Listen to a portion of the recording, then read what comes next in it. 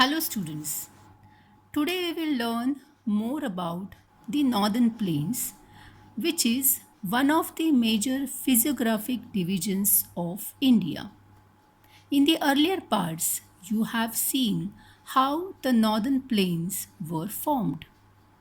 The Himalayan uplift out of the Tithys Sea and the falling of the northern flank of the Peninsular Plateau resulted in the formation of a large basin.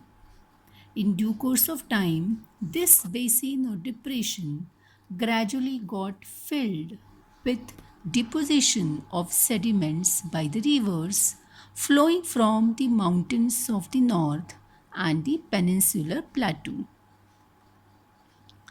Now, the northern plains have been formed by the three major rivers, which are the Indus, the Ganga, and the Brahmaputra. The northern plain is located at the southern part of Himalayan range. It is also called as Indo-Gangetic Plain. The alluvial from this river system is deposited in the vast basin at foothills of the Himalaya.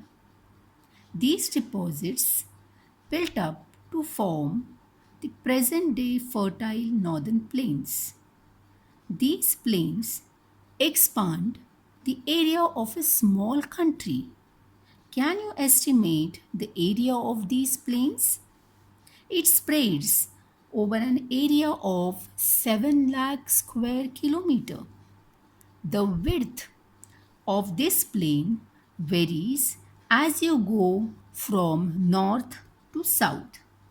At its narrowest, it spreads across 240 kilometer, and at its widest, it spreads across 320 kilometer. The length of the plain is 2400 kilometer. Due to the combination of rich soil, adequate water supply, and favorable climate, this area is very productive part of India agriculturally. There is no doubt that it is densely populated geographic division. The rivers coming from the northern mountains are involved in depositional work. They carry a huge load of eroded soil. The river flows down towards the plains due to the gentle slope, and its velocity decreases, and material carried by it gets deposited on the way. These deposits can lead to the formation of the riverine islands. For example, in the Brahmaputra river flowing through Assam, we can see here the Majuli riverine island, which is the largest inhabited riverine island in the world. Further, the speed of the river reduces as they go downstream due to deposition of huge quantity of silt. Rivers split into numerous channels. These channels are called distributaries. The sediments from the most mouth of the all distributaries collect to form the delta.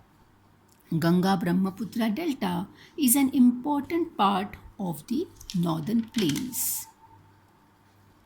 Further, we will see how northern plains are broadly divided into three sections: the Indus and the Punjab plain, the Ganga plains, and the Brahmaputra plains. Let us move to the first plain, the western part of the northern plain, which is also called as the Punjab plain. The larger part of this plain lies in Pakistan.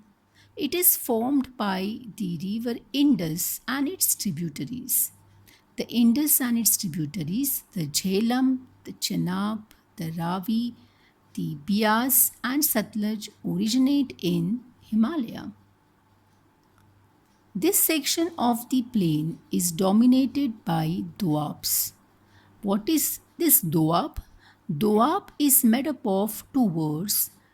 Do means two and ab means water. So this area of land between these two water body is called as doab. Similarly, Punjab.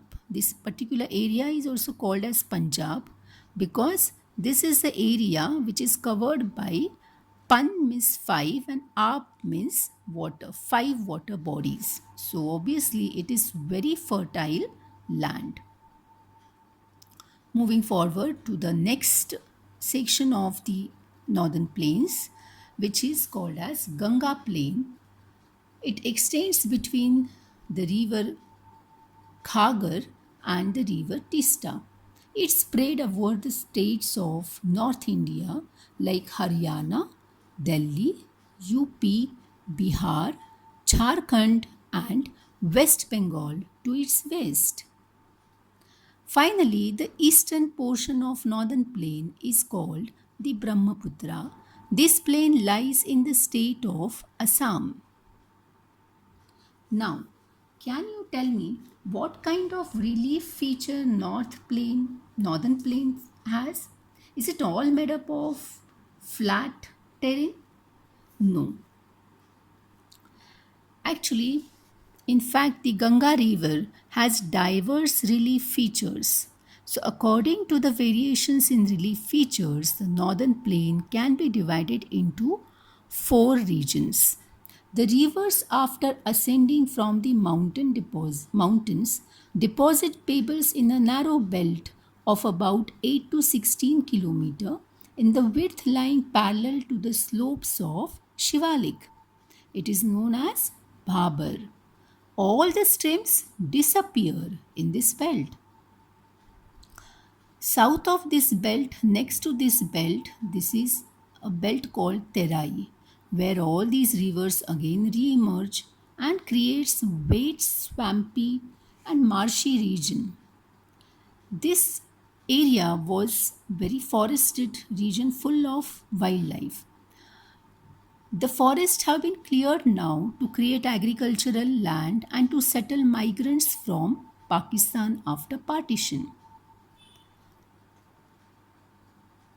The largest part of the northern plains is formed of older alluvium. They lie above the floodplains of the river and present a terrace-like feature. This part is known as Bhangar. The soil in this region contains calcareous deposits which is full of calcium carbonate. It is locally known as Kankar. So cultivation here is possible with adequate supply of water and pesticides or fertilizers. The newer younger deposits of the floodplains are called khada. They are renewed almost every year and so are fertile, thus ideal for intensive agriculture. Yes, students, I hope explanation of this northern plain is clear to you. See you for the next class. Thank you.